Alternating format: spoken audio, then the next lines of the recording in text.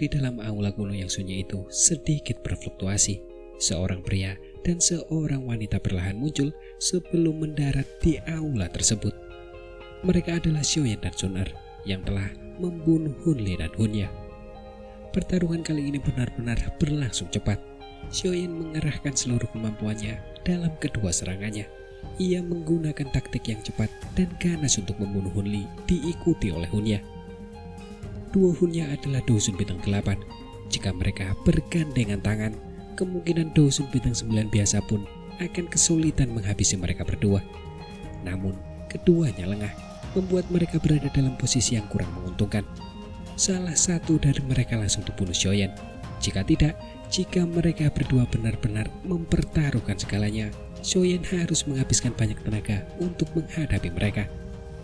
Xiaoyan dan Sun Er tinggal di luar selama beberapa hari setelah membunuh Hunya dan Hun Li. Baru setelah itu, mereka kembali ke aula kuno ini. "Kamu telah kembali," ucap Josuan. Xiaoyan dan Sun Er baru saja muncul di aula besar ketika sosok Josuan perlahan muncul di depan mereka. Dia tidak menanyakan hasil perjalanan itu. Dia mengepalkan tangannya dan cahaya hitam pucat muncul di tangannya. Dia melemparkannya secara acak ke Xiaoyan. "Ambillah. Ini adalah kain kaisar serangga kuno. Benda ini dapat dikenakan di tubuhmu dan dapat berubah menjadi pakaian biasa kapan saja." Meskipun ini membutuhkan Doki untuk terus mendukungnya, benda ini dapat terus bertahan terhadap serangan apapun, ucap Josuan. Xiaoyan mengulurkan tangannya dan menerima gumpalan cahaya hitam itu. Dia memegangnya dengan lembut dan perasaan halus seperti sutra muncul di tangannya. Itu sangat nyaman. "Teteskan setetes darah esensi ke dalamnya dan kamu akan bisa menyimpannya di tubuhmu," ucap Josuan tersenyum dan mengingatkan. Xiaoyan melakukan apa yang diperintahkan kepadanya saat mendengar peringatan Josuan. Ia meneteskan setetes darah esensi pada cahaya hitam dan pakaian itu langsung bergoyang. Darah itu tampak seperti cairan saat bergerak di atas tangan Xiaoyan dan menyatu dengan telapak tangannya. Begitu cahaya hitam itu menyatu dengan tubuh Xiaoyan, ia segera merasakan energi aneh menyebar di kulitnya seperti jaring laba-laba. Energi itu menutupi setiap sudut tubuhnya. Jantungnya bergetar dan cahaya hitam samar melonjak keluar dari kulitnya. Cahaya itu dengan cepat membentuk pakaian hitam yang tidak mencolok. "Apakah ini kain kaisar serangga kuno? Memang misterius," gumam Xiaoyan. Telapak tangan Xiaoyan perlahan mengusap pakaian hitam di tubuhnya. Bahan yang lembut itu membuat Xiaoyan merasa sangat kuat. Hingga tanpa sadar, ia memuji kain itu.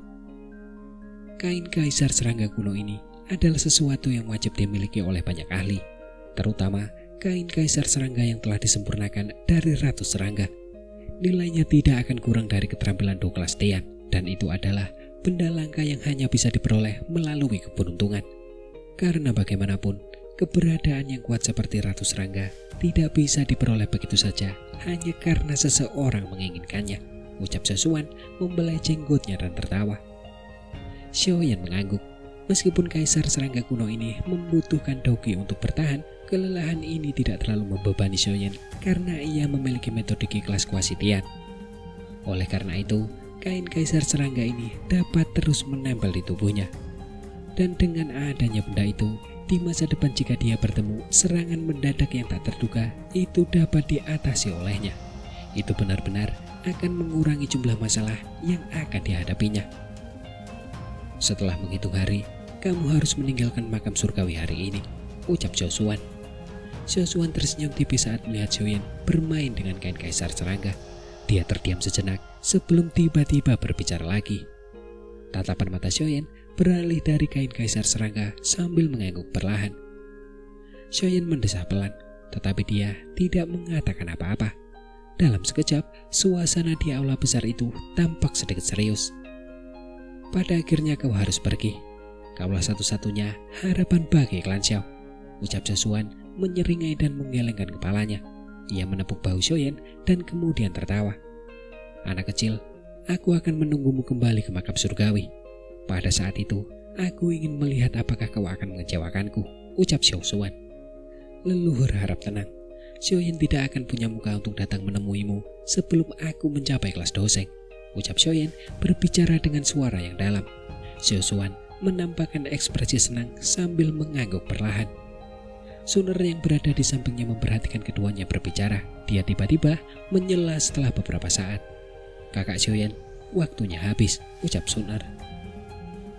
Keduanya yang tengah asik mengobrol berhenti saat mendengar kata-kata Suner. Xiaoyan terdiam sejenak sebelum menangkupkan kedua tangannya ke arah Xiaosuan dan membungkuk rendah. "Anak kecil, masa depan klan Xiao bergantung padamu," ucap Xiaosuan tersenyum dan berkata dengan lembut. Xiaoyan mengangguk dengan berat. Ia baru saja akan berbicara ketika tiba-tiba merasakan ruang di sekitarnya berfluktuasi. Sebuah daya isap yang tak tertahankan terpancar dari ruang di sekitarnya. Daya isap itu tampaknya menyerap ruang itu sendiri dengan kuat. "Leluhur, hati-hati. Xiaoyan pasti akan menemukan cara untuk membiarkanmu melarikan diri," ucap Xiaoyan. Setelah merasakan daya hisap yang kuat, Xiaoyan menyadari bahwa 3 tahun telah berlalu. Makam surgawi dengan paksa mengusir semua orang. Suara Xiaoyan baru saja terdengar ketika celah besar tiba-tiba terbuka. Kekuatan hisap meletus dan menelan Xiaoyan dan Suner dengan ganas. Xiaosuan tersenyum senang saat melihat tempat Xiaoyan dan Suner menghilang. Setelah itu, ia mendesah pelan dan bergumam, "Para leluhur klan Xiao, kalian harus memberkati anak kecil ini. Kehancuran atau kebangkitan klan Xiao sepenuhnya bergantung padanya," ucap Xiaosuan. Cerita berpindah ke pintu keluar makam surgawi di alamku. Banyak sosok melayang di langit di atas pegunungan hijau yang subur. Mata mereka berfokus pada ruang yang terdistorsi. "Penatua Tongsuan, batas waktu 3 tahun seharusnya berakhir hari ini kan?" ucap sosok di suatu titik di langit bertanya kepada seorang penatua berjubah abu-abu kecoklatan. "Itu benar," ucap tetua Tongsuan mengangguk acuh tak acuh. Matanya mengamati ruang yang terdistorsi. Hatinya juga sedikit cemas. Dia jelas menyadari bahaya di dalam makam surgawi. Jika sesuatu yang tidak diinginkan terjadi pada beberapa individu muda dari klanku akan benar-benar menderita kerugian besar. "Aku ingin tahu siapa yang akan mengalami peningkatan terbesar kali ini," ucap seorang tetua dari klanku membelai jenggotnya dan tertawa. "Ini akan tergantung pada nasib mereka sendiri," ucap tetua Tongsuan. Sementara banyak tokoh di udara saling mengobrol, tanda spasial hitam tiba-tiba terbuka. Beberapa orang bergegas keluar dalam sekejap. Mereka berasal dari klan Li. Tampaknya mereka tidak banyak menderita, ucap sosok-sosok di sekitarnya perlahan mengangguk ketika mereka melihat dua sosok yang pertama kali muncul. Terlebih lagi, aura keduanya jelas jauh lebih kuat dibandingkan ketika mereka memasuki makam surgawi setengah tahun yang lalu. Tampaknya mereka telah memperoleh keuntungan yang signifikan di dalam makam surgawi. "Mereka dari klan Yao dan klan Yan," ucap beberapa orang yang menunggu di depan pintu keluar makam surgawi. Setelah 2 orang dari klan Li kemudian muncul, yang lain juga muncul dari angkasa satu demi satu.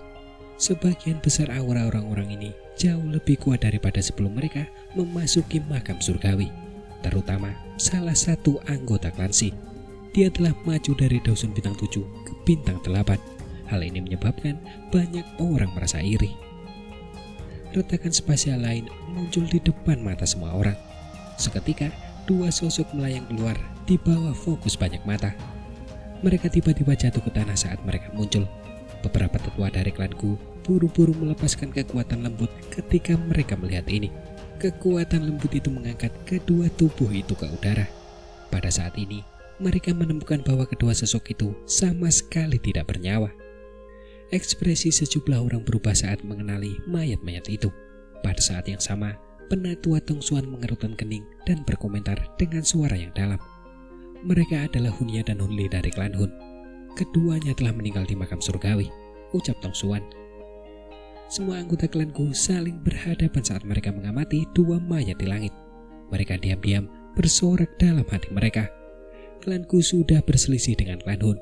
Hati mereka pasti akan dipenuhi pikiran seperti itu saat mereka melihat bahwa keduanya telah meninggal secara malang di dalam makam surgawi.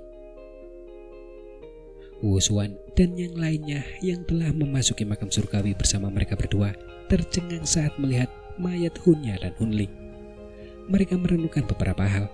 Makam surgawi mungkin berbahaya, tetapi semua orang jelas menyadari kemana mereka harus pergi dan kemana mereka harus menghindarinya. Namun, mengapa Hunya dan Hunli mati bersama? Mungkin masalahnya tidak sesederhana itu, gumam Huosuan pelan. Apa maksudmu? Ucap Huozi. Alis Huozi berkedut saat dia mengajukan pertanyaan. Kedua orang ini berencana menyerang Xiaoyan saat mereka memasuki makam surgawi. Sebelum kita semua berkumpul, mereka telah bertukar pukulan dengan Xiaoyan dan Sunar. Ucap Huosuan berkata pelan. Menurutmu, apakah Xiaoyan dan Sunar membunuh mereka berdua? Jika keduanya bekerja sama, bahkan Dosun Bintang 9 pun tidak akan mampu menghentikan mereka untuk melarikan diri. Dengan kekuatan Xiaoyan, aku khawatir. Ucap Huozi nampak tidak sependapat dengan apa yang ingin disimpulkan oleh Huosuan. Siapa yang tahu? Kedua orang ini memang bukan orang yang baik. Tidak masalah jika mereka mati, ucap Huosuan sembari mengangkat bahunya. Jantungnya tiba-tiba bergetar dan matanya beralih ke ruang di belakangnya. Ruang di tempat itu perlahan terkoyak saat 4 sosok kuat perlahan berjalan keluar. Semua orang mengalihkan pandangan mereka ke sosok-sosok ini dan segera menghela nafas lega. Keempat sosok itu milik kelompok Kukingyang. Kelompok Kukingyang mendesak bersama saat mereka berjalan keluar dari garis retakan spasial dan melihat pegunungan hijau subur di sekitarnya. 3 tahun pelatihan pahit benar-benar tak tertahankan. Apakah itu Hunya dan Hunli? Ucap Huhua. Mata kelompok Kukingyang tiba-tiba berhenti pada 2 sosok yang tidak bergerak yang tergantung di langit. Mereka langsung terkejut dan berseru keras. Mati, ucap Kukingyang. Kukingyang mengeringitkan alisnya dan berkomentar lembut. Siapa yang bisa begitu kejam? Dia benar-benar membunuh 2 karakter kejam ini, ucap Huhua berteriak kaget. Keempatnya berkedip. Mereka saling berhadapan. Sesaat kemudian, mereka akhirnya meneriakkan hal yang sama. Xiaoyan, ucap mereka berempat. Penatua Xiaosuan tidak menyerang saat itu. Mengingat karakternya, dia pasti merasa bahwa menyerang mereka berdua adalah tindakan yang tidak sopan. Terlebih lagi, kedua orang ini sangat licik. Mustahil bagi mereka untuk memprovokasi tubuh energi yang tidak mampu mereka provokasi. Dari sini, satu-satunya jawaban yang mungkin adalah bahwa mereka dibunuh oleh musuh mereka. Namun satu-satunya orang di makam surgawi yang memiliki kemampuan untuk membunuh mereka adalah kita berempat jika kita menyerang bersama. Namun, kita tidak melakukannya. Kalau dilihat dari sudut pandang ini, hanya Xiaoyan dan Sunar, gumam Guzen. Jika Hunya dan Hunli bergandengan tangan, mereka akan mampu bertarung dengan ahli bintang 9. Sunar mungkin kuat, tetapi tidak akan sulit bagi mereka berdua untuk melarikan diri, ucap Kukingyang mengerutkan kening saat dia memikirkan situasi tersebut. Saat kelompok itu saling berhadapan, ruang di depan tiba-tiba beriak.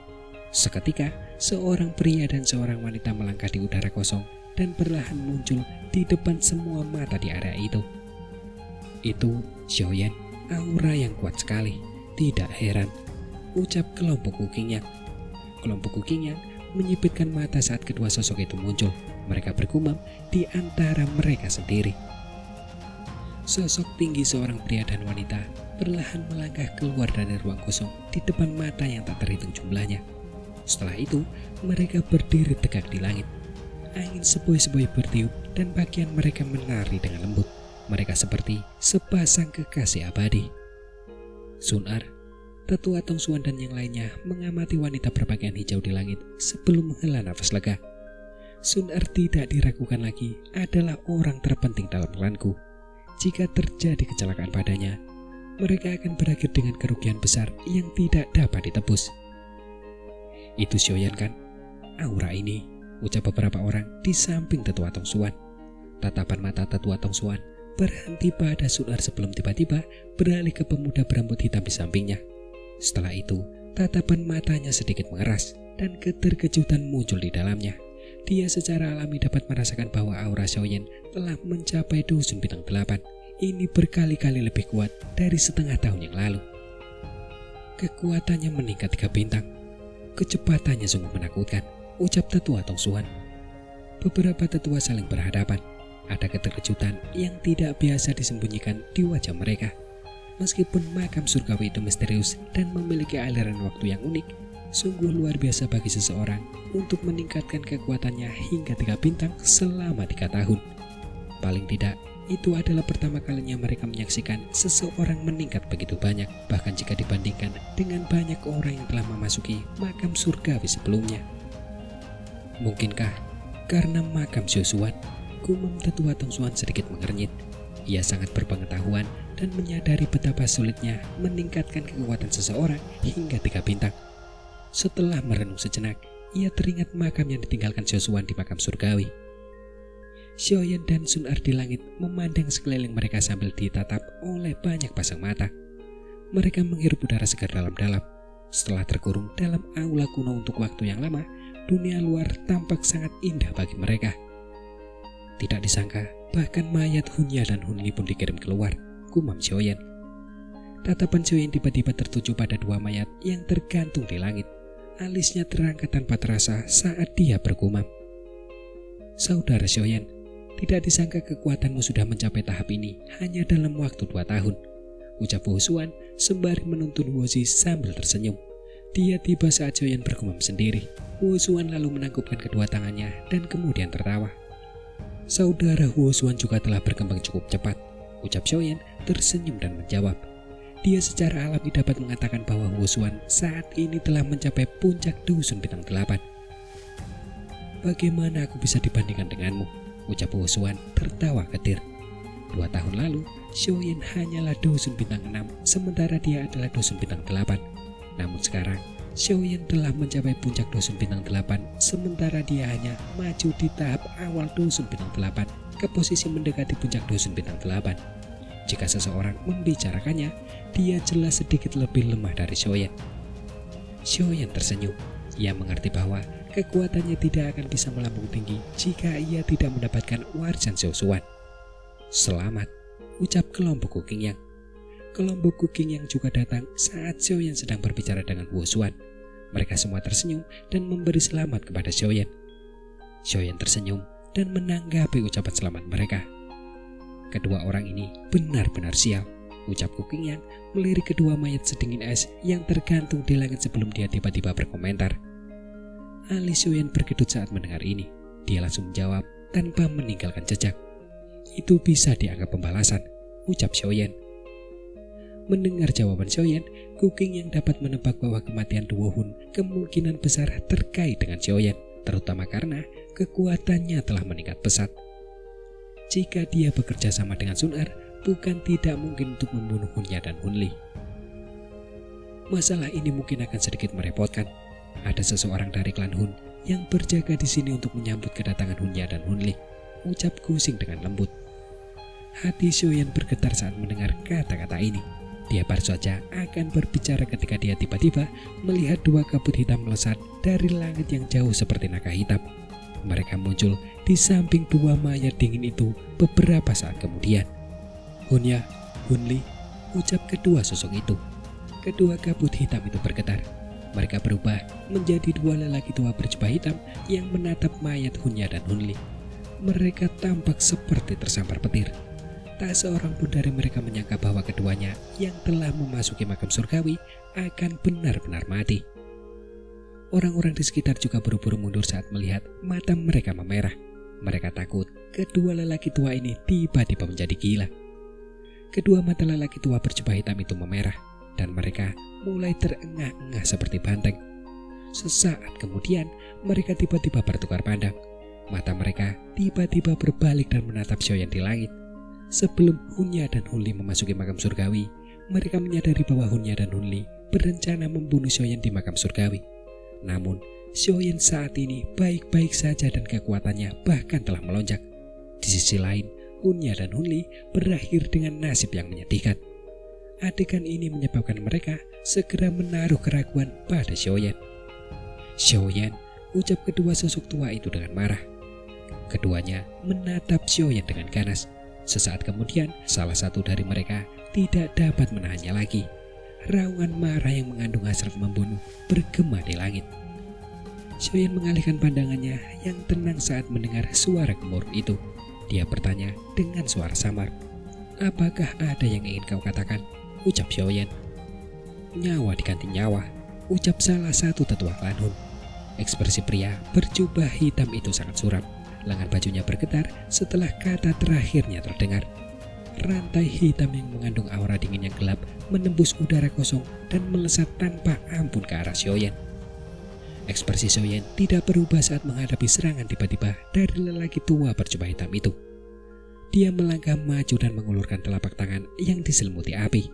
Tangannya dengan kuat menggenggam rantai hitam pekat itu.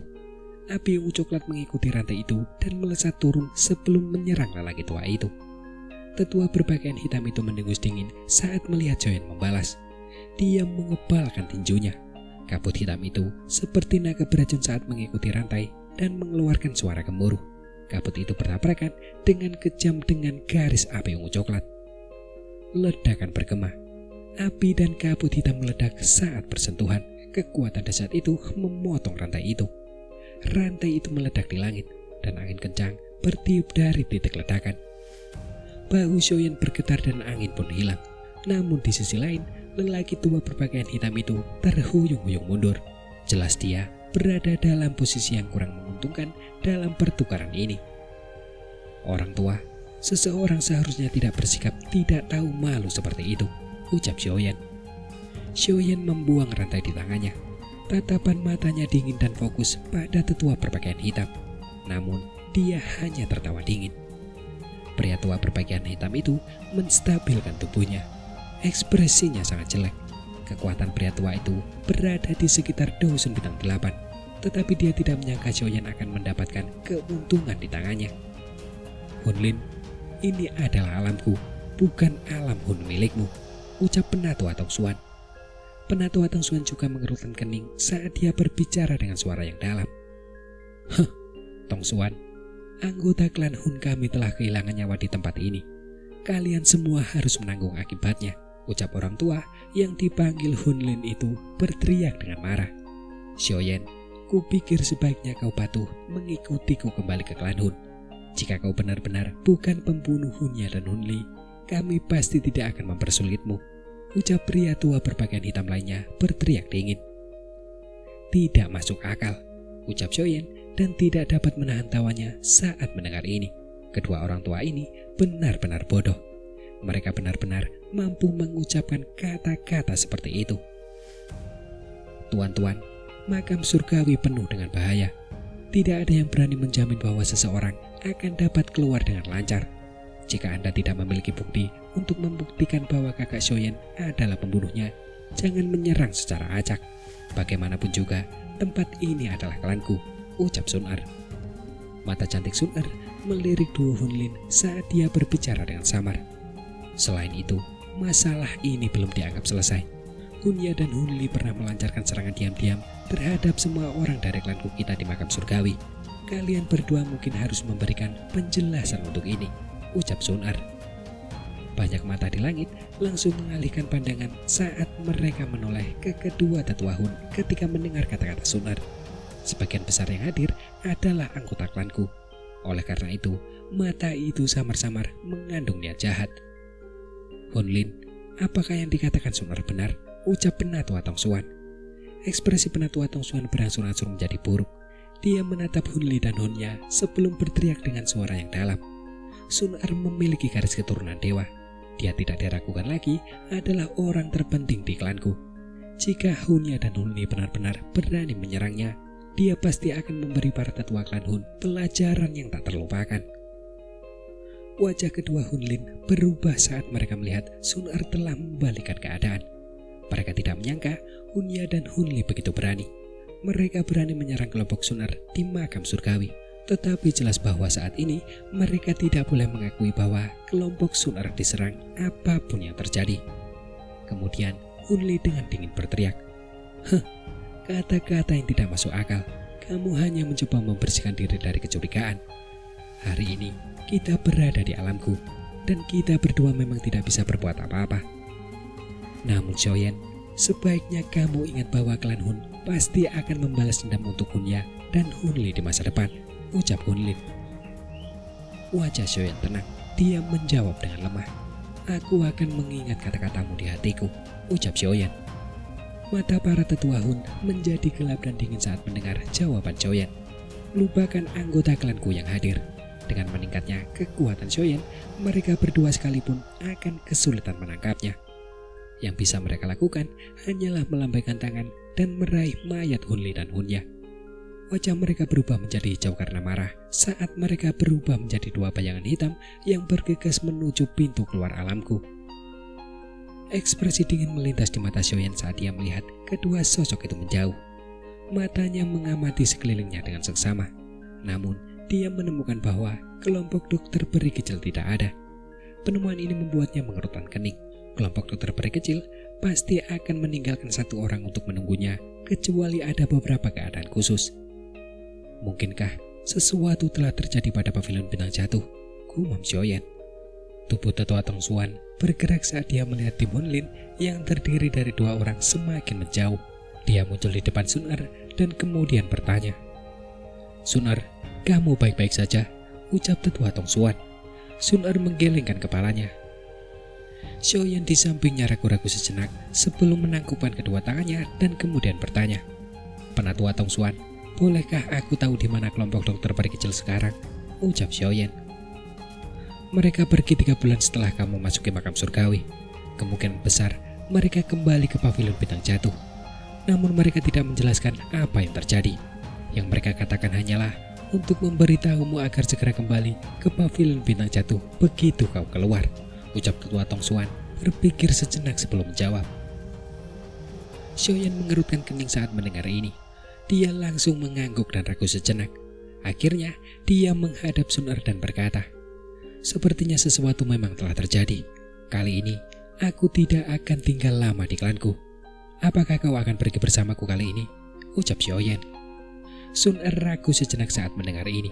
Dia baru saja akan menganggukkan kepalanya ketika tetua Tong Xuan di sampingnya buru-buru berkata, "Sun Er, ada beberapa masalah besar di klanku baru-baru ini. Setelah berdiskusi dengan para tetua, kamu tidak boleh meninggalkan alamku," ucap tetua Tong Xuan. "Apa yang terjadi?"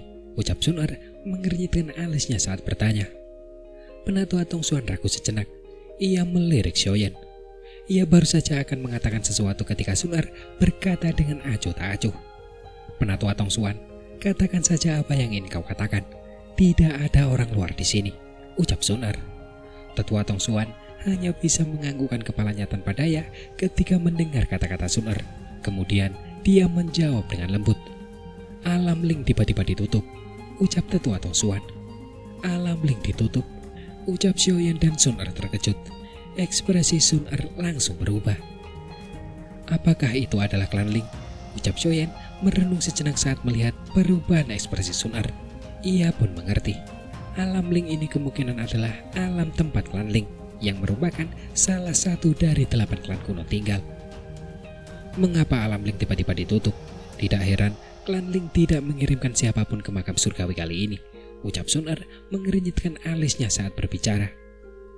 "Kami tidak tahu. Kami telah mengirim para ahli untuk menyelidiki, tetapi kami gagal mendapatkan berita sekecil apapun. Ruang tempat alam Ling awalnya berada telah sepenuhnya menghilang. Bahkan setelah beberapa tetua dalam klan pergi untuk menyelidiki, mereka tidak dapat menemukan apapun. Dengan cara itu, seolah-olah alam Ling telah sepenuhnya tersembunyi," ucap tetua Tong Xuan mengerutkan kening saat dia menjelaskan situasinya. Jelas bahwa masalah yang tidak biasa ini benar-benar membingungkan. Menyegel wilayah dan menyembunyikannya. Mereka pasti tidak akan melakukan hal ini kecuali mereka menghadapi masalah yang sangat besar. Mungkinkah klan Ling menghadapi masalah yang begitu besar hingga mereka pun tidak dapat menyelesaikannya? Ucap Sun Er bergumam pelan. "Aku tidak yakin tentang ini. Meskipun klan Ling telah menunjukkan tanda-tanda kemunduran selama bertahun-tahun ini dan jarang berhubungan dengan kita, mereka masih memiliki fondasi yang sangat kaya. Bahkan klanku sebagai salah satu dari 8 klan kuno akan kesulitan memaksa mereka ke dalam keadaan seperti itu," ucap tetua Tong Xuan. Alis penatua Tong Xuan mengandung sedikit kekhawatiran saat dia melanjutkan. Kepala klan dan yang lainnya melakukan yang terbaik untuk menyelidiki masalah ini.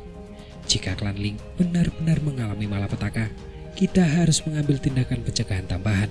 Oleh karena itu, Aku khawatir Anda tidak akan dapat meninggalkan alamku selama periode waktu ini, ucap tetua Tong Xuan. Sun-er mengerutkan bibirnya. Wajahnya menjadi sedikit muram. Ini adalah pertama kalinya dalam beberapa tahun terakhir sebuah klan kuno benar-benar menyegel wilayah kekuasaan mereka untuk menyembunyikan diri. Hal tak terduga semacam ini membuat hati seseorang menjadi sedikit berat. Sun-er, karena sekarang bukan saat yang tepat, sebaiknya kau tetap tinggal di alamku ini.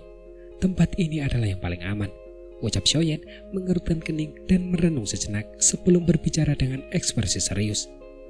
Ia tidak mengenal apa yang disebut klanling. Oleh karena itu, ia tidak menyadari betapa mengerikannya kekuatan mereka. Tetapi karena mereka dapat dianggap sebagai salah satu klan kuno, mereka pasti luar biasa. Tidak apa-apa jika mereka bertemu dengan bencana yang tidak terkait dengan manusia. Jika itu adalah bencana buatan manusia, itu akan sedikit mengejutkan. Tetua Tong Xuan di sampingnya menghela nafas lega saat mendengar kata-kata Xiaoyan. Sun-er ragu sejenak sebelum mengangguk pelan. Matanya yang cantik menatap Xiaoyan sambil berkata, kalau begitu, kakak Xiaoyan harus berhati-hati di luar. Permusuhan antara klan Hun dan dirimu semakin dalam. Tidak ada jaminan kapan mereka akan mengirim ahli sejati, ucap Sun-er. Tenang saja, ucap Xiaoyan tersenyum dan menjawab. Teman muda Xiaoyan, silakan tinggal di alamku selama 1 malam. Klanku kami akan mengirimmu dan yang lainnya keluar dari alamku besok, ucap tetua Tong Xuan menyeringai saat berbicara. Xiaoyan tidak keberatan dengan pengaturan tetua Tong Xuan. Dia akan membutuhkan klanku untuk membuka pintu spasial jika dia ingin pergi. Karena itu, dia langsung mengangguk. Waktu berlalu. Cahaya bulan bagaikan air yang jatuh dari langit dan menyelimuti pegunungan yang hijau dan tenang ini. Xiaoyan berdiri dengan kedua tangan di belakang punggungnya di depan sebuah rumah bambu yang tenang. Ia menatap bulan yang cerah di langit dan merasakan kesedihan di hatinya. Meskipun baru setengah tahun berlalu di dunia luar, ia telah bersama Sun-er di makam surgawi selama 3 tahun. 3 tahun kebersamaan ini telah membuatnya terbiasa dengan keberadaan Sun-er di sisinya. Namun, ia akan pergi besok. Ia tidak tahu kapan mereka akan bertemu lagi. Kakak Xiaoyan, suara halus dan lembut tiba-tiba muncul di belakang Xiaoyan saat dia mendesah. Seketika, tangan Xiaoyan yang berada di belakangnya merasakan tangan yang lembut, halus, dan hangat menggenggamnya dengan lembut. Wajah cantik yang bahkan membuat bulan yang cerah pun kehilangan daya tariknya muncul di depannya. Senyum yang lembut dan indah itu menyebabkan kehangatan mengalir di dalam hatinya. Xiaoyan ragu-ragu sejenak saat mengamati wajah cantik itu sebelum akhirnya berbicara. Sun-er, ada hal yang perlu aku bicarakan padamu, ucap Xiaoyan. Bulu mata Sun-er yang panjang bergetar saat mendengar kata-kata Xiaoyan. Wajahnya bersandar di dada Xiaoyan saat bertanya dengan lembut. Apakah ini masalah yang berhubungan dengan Cailin? Ucap Sun-er. Sun-er jelas merasakan tubuh Xiaoyan sedikit menegang saat mengucapkan kata-kata itu. Dia mengangkat wajah cantiknya dan melihat wajah yang sudah diduga, yaitu wajah yang tercengang. Kau tahu tentang itu, ucap Xiaoyan mengamati wajah Sun-er yang tersenyum dengan licik saat dia berseru kaget. Aku khawatir padamu dan hanya bisa tenang setelah mendapatkan informasi tentangmu. Mengingat statusku di klanku, ada orang yang akan mengambil inisiatif untuk menyampaikan informasi apapun tentangmu kepadaku. Cailin termasuk di antara informasi ini, ucap Sun-er bergumam pelan. Masalah ini, ucap Xiaoyan. Kehangatan mengalir ke dalam hati Xiaoyan saat mendengar Sun-er bergumam sendiri. Dia baru saja akan mengatakan sesuatu, tetapi dia hanya berhasil mengucapkan 2 kata sebelum tidak tahu harus berkata apa. Kefasihannya yang biasa tampaknya telah hilang hari ini. Dia sadar bahwa orang yang ada di dalam pelukannya dipandang oleh banyak orang sebagai dewi, terlepas dari apakah mereka dari klanku atau dunia luar. Mampu memeluk wanita yang hampir sempurna ini sudah merupakan kemewahan yang luar biasa. Kemungkinan besar banyak orang akan menganggapnya berlebihan jika dia masih dengan rakus ingin menikmati banyak wanita di depannya. Kecanggungan Xiaoyan saat ini membuat Sun-er menggelengkan kepalanya sambil bergumam pada dirinya sendiri. Saat itu, aku juga sangat marah, tetapi aku masih belum bisa melupakanmu. Karena aku tidak mau melupakan, pada akhirnya aku harus menanggungnya. Tetapi kamu tidak boleh dilepaskan begitu saja, gumam Sunar. Kata-kata terakhir Sunar baru saja terdengar ketika dia membuka mulut kecilnya dan menggigit dada Xiaoyan dengan kejam. Kali ini dia tidak menunjukkan belas kasihan. Bahkan sudut mulut Xiaoyan tanpa sadar berkedut beberapa kali ketika dia menggigitnya. Namun dia hanya berdiri di sana tanpa berani bergerak. Doki di dalam tubuhnya juga ditekan. Dia takut bahwa pembalasan dokinya akan menyakiti Sunar.